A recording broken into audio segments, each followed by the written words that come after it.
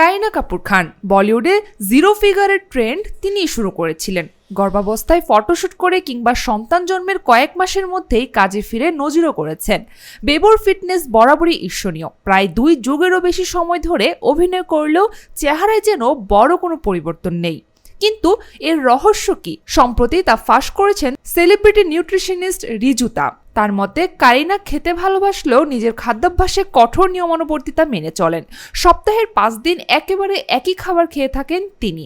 2008 সালে মুক্তি পাওয়া টসন ছবির সময় থেকে রাতের খাবারে কোনো পরিবর্তন আনেননি কারিনা। প্রায় 18 বছর ধরে প্রতিদিন রাতে ডালের খিচুড়ি খেয়ে যাচ্ছেন তিনি। যদিও বিভিন্ন সাক্ষাৎকারে কারিনা জানিয়েছেন চাইনিজ খাবার খেতে তিনি খুব ভালোবাসেন, তবে মিষ্টি বা ঘি খাওয়া ছাড়েননি, বরং নিজের খাদ্যাভ্যাসে সবকিছু রেখেই চেহারা ধরে রেখেছেন তিনি। ছেলে তৈমুরের জন্মের পর স্কিন টোন ও ডিটক্সের জন্য কারিনাকে ঘি খাওয়ার পরামর্শ দেন রিজুতা।